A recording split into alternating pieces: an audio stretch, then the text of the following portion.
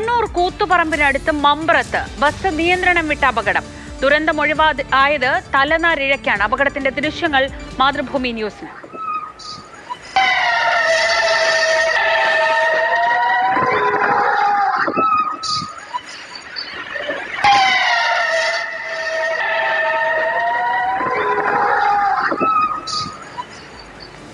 CK Vijayan വിവരങ്ങളുമായി. വിജയൻ, ഒറ്റ സെക്കൻഡിൽ ഞാനടക്കം ഒന്ന് ശ്വാസം പിടിക്കുകയാണ് ചെയ്തത്. വലിയൊരു അപകടം ഒഴിവായി എന്ന് തന്നെ പറയാം. ഈ മഴയത്തെ റോഡിൽ തെന്നിയതാണോ?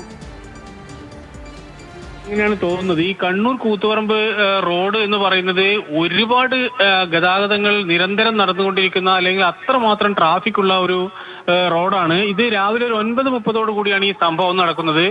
ആ സമയമായതുകൊണ്ടാകാം അത്രയധികം തിരക്ക് കാണുന്നില്ല. പക്ഷേ ആ വാഹനം നോക്കൂ, ഒരു ബ്രേക്ക് ഇട്ടപ്പോൾ നേരെ ഇത് കൂത്തുപറമ്പിൽ നിന്ന് കണ്ണൂരേക്ക് പോകുന്നതായിരുന്നു ഈ ബസ്.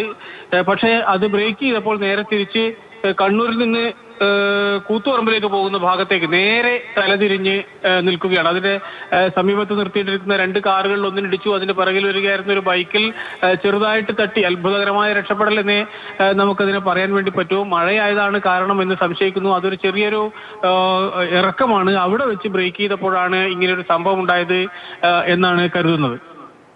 ശരി, CK വിജയനാണ് വിവരങ്ങൾ നൽകിയത്. വലിയൊരു അപകടം ഒഴിവായി.